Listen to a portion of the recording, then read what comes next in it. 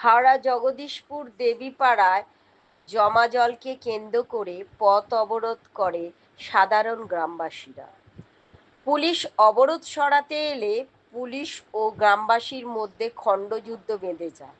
সাধারণ গ্রামবাসীদের উপর পুলিশ লাঠিচার্জ করে। এর ফলে বহু গ্রামবাসী গুরুতর আহত হয়। তাদের চিকিৎসার জন্য স্থানীয় গ্রামীণ হাসপাতালে ভর্তি করা হচ্ছে এবং বেশ কিছু গ্রামবাসীকে পুলিশ আটকও করেছে। এর ফলে এলাকায় তীব্র উত্তেজনা দেখা দেয়। এখন পর্যন্ত অবস্থা আয়ত্তের মধ্যেই আছে। ঘন্টু গোপাল মণ্ডলের রিপোর্ট, জিএম নিউজ হাওড়া।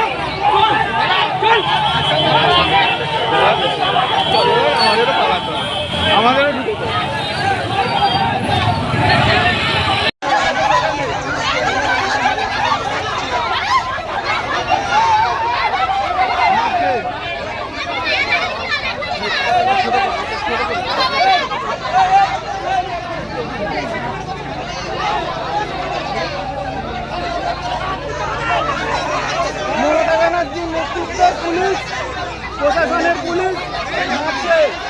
এই যে মেয়েদের গায়ে হাত ছুটছে না, যারা বলছে যে মেয়েদেরকে লক্ষ্মী ভান্ডার দিচ্ছে, এবার আপনারা বুঝুন লক্ষ্মী ভান্ডারের পরিণামটা। এই যে মেয়ে ছেলেরা মারছে, দেখুন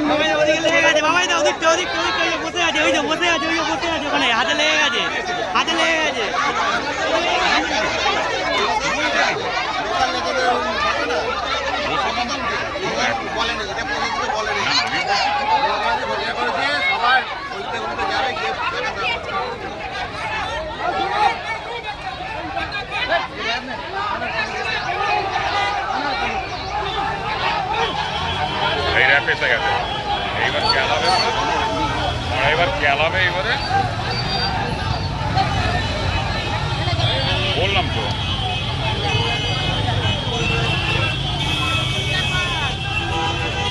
ঠিক করছে মনে হয়। এখানে জল জমেছে বলে প্রশাসনের সাথে পাবলিকের মারপিট। পুলিশ মারছে, পুলিশ মেয়েদের গায়ে হাত দিচ্ছে। এই যে শাসক দলের পুলিশ মেয়েদের গায়ে হাত দিচ্ছে। প্রশাসন মারছে, প্রশাসন মারছে জল জমেছে বলে। মেয়েদেরকেও ছাড়েনি, মেয়েদেরকেও ছাড়েনি,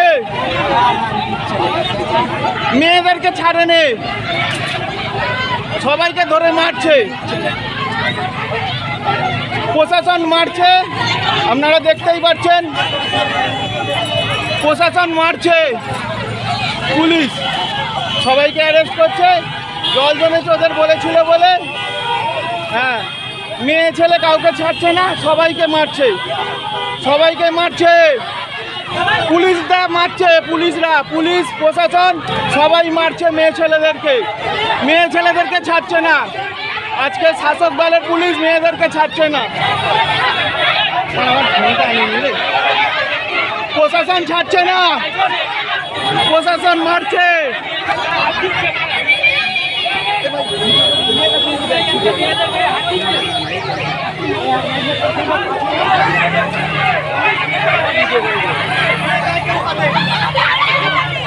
প্রশাসন মারছে, এই যে পুলিশ মারছে। হাওড়ার মানুষ জলবন্দি আছে। পুরো হাওড়া শহর জলমগ্ন হয়ে আছে, পুরো শহর ভাসছে। এর মাঝখানে জগদীশপুর পঞ্চায়েতের লিলুয়া থানার এলাকার মানুষ আজকে নিজের ক্ষোভ প্রকাশ করার জন্য পথ অবরোধ করেছে। অবাক আছি আমরা দেখে যে প্রশাসন বা পুলিশ সহযোগিতা করার কথা, সে মহিলাদের উপরে অত্যাচার করছে, তাদেরকে নিয়ে গিয়ে ফাঁড়িতে বসিয়ে রেখেছে। এটা পূর্ণভাবে প্রশাসনিক ফেলিয়ার। এরা জল নিকাশির ব্যবস্থা করতে পারে না। জল নিকাশির যে সমস্ত টাকা আসে সে টাকা লুটে পুটে খায়, আর মানুষ যখন প্রতিবাদ করবে তখন মানুষকে ধরে গ্রেপ্তার করবে, ভয় দেখাবে।